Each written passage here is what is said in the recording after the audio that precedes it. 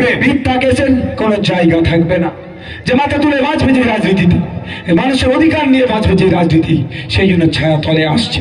সেই জন্যই অনেকের অসুবিধা হয়ে যাচ্ছে, তাদের রাজনৈতিক কারবার বন্ধ হয়ে যাবে, বিভিন্নভাবে আমাদেরকে দেখে দেওয়ার চেষ্টা করছে।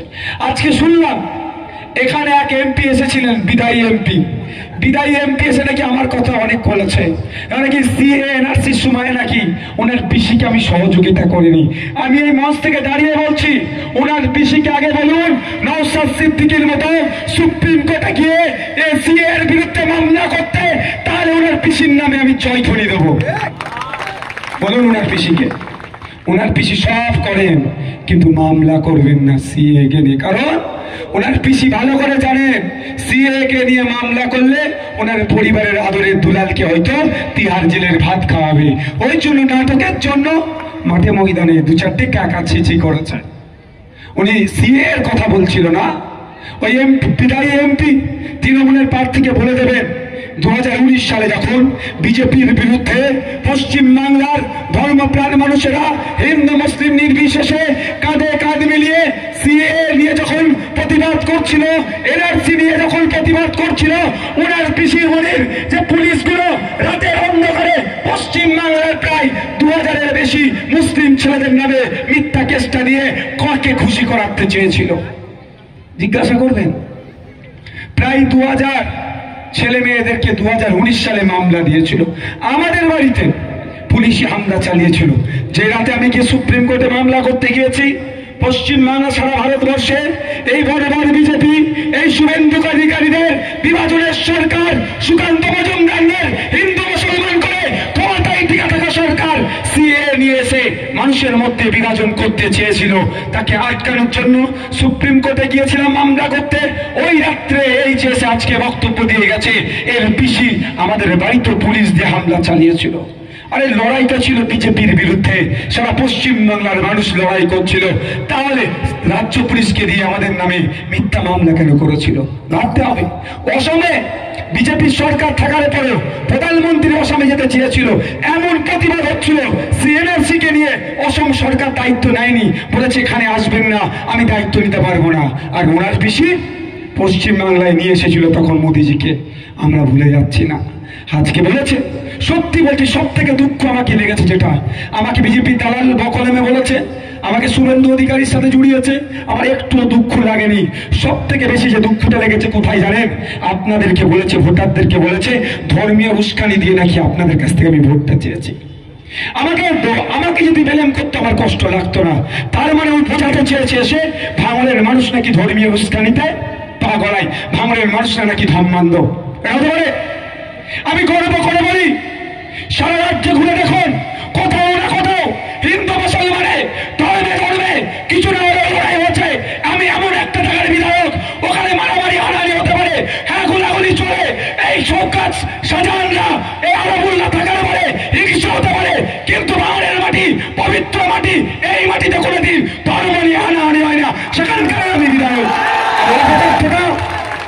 ওই অপদার্থটা আজকে এসে ভাঙড়ের মানুষকে কলুষিত করে গেছে, এর জবাব ভাঙড়ের মানুষ 1 তারিখে দেবে।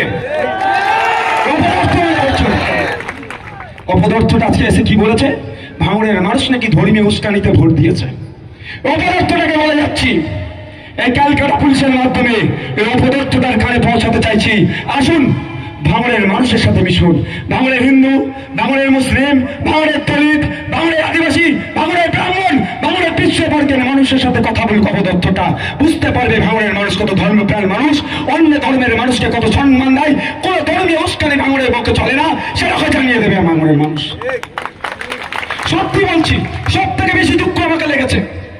আমি যখন বিভিন্ন জায়গায় যাই, ভাঙড় শুনে আটকে উঠে অফিসাররা বলে, কোন আইএস আইপিএস থেকে শুরু করে WBCS অফিসাররা, আমি তাদেরকে এটাই বলি যে ভাঙড় আমি মেনে নিচ্ছি এই শওকত আরাবুলরা ভাঙড়কে খারাপ করে রেখেছে, কিন্তু ভাঙড়ের সাধারণ মানুষকে আপনারা জানেন না। আমি গর্ব করে বলি যে ভাঙড় এমন একটা জায়গা, ভাঙড়ের ইতিহাস দেখাতে পারবেন না ভাঙড়ের মানুষ ধর্ম নিয়ে কোনোদিন টেনশন করেছে, কারণ এই ভাঙড়ের মাটিতে ও সাম্প্রদায়িক শক্তির কোনো বীজ বপন করতে দেয় না। ভালো লাগে বিজেপি করে, ভালো লাগে তৃণমূল করে, ভালো লাগে আইএসএফ করে, ভালো লাগে কংগ্রেস করে, ভালো লাগে সিপিএম করে, কিন্তু ধর্ম নিয়ে ভাঙড়ে কোনো মাস্তানি মত্তাওয়াদা পর্যন্ত ভাঙড়ের কোনো মানুষ দেয়নি। এই অপদার্থটা ভাঙড়ের বাসীর কপালে ধর্মান্দোলিকে গিয়েছে আজকে। তাই ভাঙড়ের মানুষকে বলবো যে তৃণমূল করে তাকেও বলবো আপনাকে ধর্মান্ধ বানিয়ে গিয়েছে এই অপদার্থটা। ওই অপদার্থটার জবাব আগামী 1 তারিখে খামচিহ্নে দিয়ে ওকে জবাবটা দিয়ে দিতে হবে। আদরের দুলাল তো সামনে 2000 পুলিশ, পিছনে 2000 পুলিশ ঘুরলে ভাববে কি করে মানুষের সুখ দুঃখের কথা? মুখে কোনোদিন হাসি দেখেছেন অপদার্থটা? হাসি দেখেছেন অপদার্থকে? আমি কোনোদিন হাসতে দেখিনি, প্রচুর ভিডিও আমি খুলে খুলে দেখেছি। বিশ্বাস করুন, বিশ্বাস করুন, আমি প্রচুর ভিডিও দেখেছি খুলে খুলে। তো বেটা একটু হাসবে কবে আমি দেখবো? একটা ভিডিও আমি দেখতে পাইনি। ও কি করে বুঝবে ভাঙড়ের মায়ের কষ্টের কথা? যদি উন্নয়নের আজকে বুলি উড়ে আড়ে গেছে, আজকে গণতন্ত্রের বুলি উড়ে গেছে, আজকে আমার ডায়মন্ড হারবারে আমাদের দলের প্রার্থীর গাড়ি ভাঙচুর করেছে, ওনার গণতন্ত্র এটা? উনি ভাঙড়ে এসে গণতন্ত্রের পাঠ পড়াচ্ছে, ভাঙড়ের মানুষকে গণতন্ত্রের পাঠ পড়াচ্ছে, আর ওনার এলাকাতে আজকে আমাদের আইএসএফের প্রার্থীর গাড়ি ভাঙচুর হয়েছে, প্রাণী মেরে দেবে, বাড়িতে ঢুকে মহিলাদের ধর্ষণ করার হুমকি দিয়েছে। আজকে ভাঙড়কে এসে গণতন্ত্রের বুলি আওড়াচ্ছে, গণতন্ত্রের পাঠ পড়াচ্ছে। শুধু অবাক হয়ে যায়, আমি অবাক হয়ে যাই অপদার্থটাকে দেখলে। কিন্তু দুঃখের বিষয়, আমি তো চেয়েছিলাম বেটাকে পুরো ঠান্ডা করে দেবো, করে কালীঘাটে পাঠাবো, কিন্তু কিছু করার নেই, দল আমার চাই না। হলে এখন তো আমার ওখানে থাকা দরকার ছিল, বেটাকে জব্দ করার দরকার ছিল আমার। তবে আগামী দিন আসবে, জব্দ আমি ওকে করে দেখাবো। সত্যি বলতে আমার রাগ হচ্ছে এইটার জন্যই। আমাকে 4টে গাল দিলে আমার রাগ হতো না। আমার শান্ত ভাঙড়বাসীকে কেন তারা ধর্মীয় উস্কানির কথা বলে যাকে ভোট চেয়েছে? আপনারা বলুন, আপনি একজন বলুক যে আমি স্টেজে দাঁড়িয়ে ধর্মের নামে আমি ভোট চেয়েছি, ধর্মের নামে মানুষকে উস্কে ভোট চেয়েছি? একটা বলতে পারবেন কেউ? চাইনি আর চাইবো না। তবে একটা কথা আজকে দাঁড়িয়ে বলবো, ও ধর্মের কথা তুলে গেছে তো, ও ধর্মের কথা তুলে ও কি জবাব দেবো? ওর পিসি কি বলেছে মনে আছে? বলছে কোরআন শরীফ শেষ হয়ে যাবে, রামায়ণ শেষ হয়ে যাবে, নাকি গীতা শেষ হয়ে যাবে, বাইবেল শেষ হয়ে যাবে। এখানে যারা ধর্মপ্রাণ মুসলমানরা আছেন, মাইকের আওয়াজ যাদেরকে যাচ্ছে যারা শুনছেন, সে তৃণমূলের কর্মীরাও জবাব দেবেন, পৃথিবী থেকে কোরআন শরীফ শেষ হবে? আর ওর পিসি কি বলেছে? কোরআন শেষ হয়ে যাবে, ওর উন্নয়ন শেষ হবে না। ওর পিসিকে জবাব দিতে হবে তো নাকি? এই জবাব দিতে হবে তো নাকি? একটা ভোটকে দেওয়া যাবে না। এখানে আমার আছে সনাতনী ধর্মের মানুষেরা আছে, সনাতনী ধর্মের মানুষেরা আছে, ডাক্তার আছে, উঠেন আপনারা বলুন, বাইবেলকে গীতাকে এনে যে কথা বলেছে কোনোদিন মানবে ধর্ম? কোনোদিন মানা যায় না। তাই ধর্মপ্রাণ মানুষকে বলবো, যেভাবে কোরআন শরীফকে অপমান করেছে ঠিক একইভাবে বাইবেলকে অপমান করেছে, গীতাকে অপমান করেছে। মানে ধর্মপ্রাণ মানুষ, এই ভাঙড়ের মানুষ, যাদবপুরের মানুষ, এই অভিষেক ব্যানার্জির পিসিকে জবাব দিয়ে আমরা দেখিয়ে দেব। ধর্ম নিয়ে কথা বলে না, ওরা ধর্ম নিয়ে কথা বলে। অভিষেক ব্যানার্জির পিসি মাথায় হিসাব দেওয়ার চাইতে যায়, লজ্জা করে না ওদেরকে? রমজান মাসে রোজা রাখলে, রোজা রাখতে সাথে বসে ইফতার করতে কোনোদিন দেখেছেন আইএসএফকে এই ধর্ম নিয়ে রাজনীতি করতে? অপদার্থগুলো ভোটের সময় আসে বড় তিলক কেটে বড় হিন্দু সাজে, অপদার্থগুলো ভোটের সময় আসলে মাথায় হিজাব দিয়ে মুসলমান সাজে। আমি অপদার্থের কাছে অনুরোধ করছি, মানুষ সাজো বাবু, মানুষ সাজো, আর মানুষের হয়ে কাজ করো। অনেক কথা বলেছে, সবটা তো আমাকে কয়েকজন কোশ্চেন দিয়েছিল বলে উত্তর দিয়েছিলাম। ব্যাপারটা হচ্ছে কি বলছে, 30 কিলোমিটার রাস্তা করে দেবো, উন্নয়নের বুলি আওড়াচ্ছি, এবার নাকি ভোট দিলে। তো যার পিসি বলেছিল 2021-এ ক্ষমতায় আসলে ডবল চাকরি দেবো, চাকরি তো দূরের কথা, পুলিশকে দিয়ে কামড় করাচ্ছে, তার ভাইপো নাকি বলছে 30 কিলোমিটার রাস্তা করে দেবে। বুঝতে পেরেছেন? এই উন্নয়নের বুলি আর লাগবে না আমাদেরকে। আমি বারবার বলে এসেছি, ওয়েটল্যান্ড ব্যবতা টু বামনঘাটা, এখানকার মানুষেরা বাড়ি বানাতে গেলে কিভাবে তাদের অত্যাচারের সম্মুখীন হয়, আর ওয়েটল্যান্ডগুলোকে বুঝিয়ে তৃণমূল বাহিনীরা তাদের প্রশাসন বাড়ি বানাচ্ছে, সেগুলোকে বন্ধ করার কথা বলেছি, তাদের কানে ঢোকেনি। আজকে এসে বড় বড় কথা বলছে। এশিয়ার লার্জেস্ট এগ্রিকালচার জোন করার কথা ছিল এই ভাঙড়কে। এশিয়ার লার্জেস্ট এগ্রিকালচার জোন তৈরি করলে এখানকার সবজি বিদেশে যেত, বিদেশে গেলে বিদেশ থেকে ডলার আসতো, এই ভাঙড়ের কৃষকদের হাতে উঠতো। কিন্তু দুঃখের বিষয় এই অপদার্থর পিসি এইটা করতে দেয়নি, ভাঙড়ের মানুষের হাতে ডলার আসুক এটা চাইনি। তাই বলবো, আমি চিৎকার করি রাজ্যের আইনসভার মধ্যে, এই আওয়াজটা আমি দেশের আইনসভার মধ্যে পাঠাতে চাইছি। ওখানে এগ্রিকালচার মিনিস্টারকে কি আপনাদের কথা বলবে, আপনাদের সবজি যাতে বিদেশে যায় তার পলিসির কথা বলবে। আপনাদের সবজি বিদেশে গেলে, দুবাইয়ে গেলে, কানাডাতে গেলে, ইউরোপে গেলে, আমেরিকাতে গেলে, আপনাদের সবজি যখন বিদেশে যাবে আপনাদের ভাঙড়ে তখন ডলার ঢুকবে, ভাঙড়ের বাসীর হাতে তখন কৃষকদের হাতে দুটো টাকা বাড়বে। তার কথা আমি রাজ্যের আইনসভার মধ্যে বলেছি, সেটা আমি দেশের আইনসভার মধ্যে পৌঁছাতে চাই। আপনারা যদি আগামী 1 তারিখে খামচিহ্নে ভোট দিয়ে দেন তাহলে আওয়াজটা পৌঁছে যাবে। বলছে 30 কিলোমিটার রাস্তা করব, ভালো কথা তো, 30-এর জায়গায় 60 কিলোমিটার রাস্তা করো না। তবে আমি ভুলে যাচ্ছি না, ওই অপদার্থটাকে বলছি, ওর নাম আমি নেবো না, ওই অপদার্থটাকে বলছি তোমার পিসির সাথে কথা বলো। ভাঙড় রেলের মানচিত্রে আসার কথা ছিল, এখনো কেন রেলের মানচিত্রে আসলো না? ভাঙড়ের রেখে ঘটকপুকুরের রেখে যে রেলের লাইনটা হওয়ার কথা ছিল, তোমার পিসি সুকৌশলে ভাঙড়ের মানুষকে, ঘটকপুকুরের মানুষকে রেলে চড়তে দেবে না বলে কষ্ট করে যাতে কলকাতায় যায়, সেই জন্য তার জন্য রেলে মিনিস্ট্রির সাথে ঠিকঠাক যোগাযোগ করছে না। আপনারা জানেন কি জানেন না জানিয়ে দিই, এই লড়াইটা দীর্ঘদিনের লড়াই, আজকের লড়াই নয়।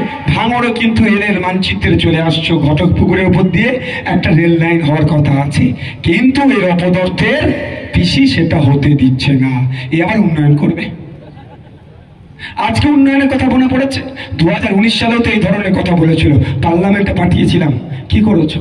আগে জবাব দেবে, অপদার্থটার কাছ থেকে জবাব নিতে হবে যে যেকে পার্লামেন্টে পাঠালাম সিএ এর বিরুদ্ধে, বিজেপির বিরুদ্ধে ভোট দেওয়ার কথা, উল্টা বিজেপিকে সহযোগিতা করে আসলো। এই যে যাবে না, কোনো গ্যারান্টি আছে? একে তো মিস কল দিয়ে রেখে দিয়েছে। বর্তমান তৃণমূলের যে প্রার্থী হয়েছে একে একটা মিস কল দিয়ে রেখেছে কে? সেন্ট্রাল এজেন্সি একটা মিস কল দিয়ে রেখেছে। এবার যখন তখন পার্মানেন্ট কল করে তুলে তিহার জেলে রাখতে পারে। ও তিহারের ভাত খাওয়ার থেকেও দেখবে কি লাত মেরে দিলে আমি বেঁচে যাব, পুরো ওয়াশিং মেশিনে ঢুকে যাব, ভালো হয়ে বেরিয়ে যাব। তাহলে আপনারা আমার ভোটটা নিয়ে কি করবে? কোথায় যাবে? যার সিটের দরকার হবে তার কাছে চলে যাবে। তাই বলছি, আপনারা আমার ভোটকে নষ্ট করবেন না। আমি আপনাদেরকে বলি, আমার যে দায়িত্ব আমি যথাযথ পালন করে যাচ্ছি। কেউ যদি আমার সাথে তৃণমূলের বন্ধুরা চ্যালেঞ্জে বসতে চায়, আমার সাথে চ্যালেঞ্জে বসতে পারে। ওই 4 আনার নেতাদের সাথে বসে লাভ হবে না। রাজ্যের কোন নেতা আমার সাথে যে চ্যালেঞ্জ করে বসতে চায়, এই যে আজকে যে এসে বলেছিল যে মমতা ব্যানার্জির নাকি আমি বিরোধিতা করি, তো মমতা ব্যানার্জি বিরোধিতা না করবো না তো কি করবো? ওনাকে ফুল চন্দন দেবো নাকি ওনাকে গোলাপ দেবো? ওনার সাথে বসে বিধানসভায় চা খাবো? ওনার দল চাকরি চুরি করে নিচ্ছে, দলিতদের অধিকার চুরি করছে, আদিবাসীর অধিকার চুরি করছে, মুসলমানদের ওয়াকফ বোর্ডের সম্পত্তি চুরি করে নিচ্ছে। আমি কি ওনাকে ফুল চন্দন দেবো নাকি, না গোলাপ ফুল দেবো? আমি বিরোধিতাই তো করবো ভাই। আমাকে পাঠিয়েছে বিরোধী দল থেকে ভাঙড়ের মানুষেরা। ভাঙড়ে কেন এখনো পর্যন্ত হিমঘর হলো না, তার জন্য বিরোধিতা করবো। হিমঘর তাড়াতাড়ি করে দেওয়ার কথা বলবো, ভাঙড়ের মানুষদের নতুন বাসরুট দেওয়ার কথা বলবো। এটা মমতা ব্যানার্জির বিরোধিতা হতে পারে।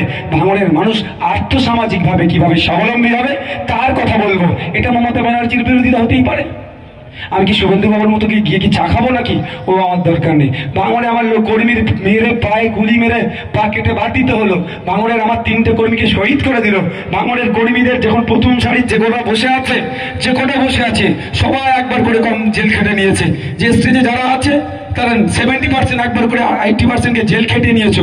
আর আমি মমতা ব্যানার্জির সাথে বসে এসে ঘরে চা খাবো? ও আমার দ্বারা হবে না। ভাঙড়ে বিএলআর অফিসগুলোতে উন্নয়ন বাহিনী এমন পৌঁছে গিয়েছে, আপনার জমি রেকর্ড অন্য জনের নামে কাটিয়ে করে দিয়ে বিক্রি করে দিচ্ছে। আর তার প্রতিবাদ করছি বলেই মমতা ব্যানার্জির বিরোধিতা করছে। তার প্রতিবাদ তুমি আইনসভার মধ্যে করি, এইগুলোর জন্য রাগ হয়ে যাচ্ছে, আমার সাথে যুক্তিতে পেরে উঠতে পারছে না। সেই জন্য আমাকে এই ধরনের দেখে দেওয়ার চেষ্টা করছে।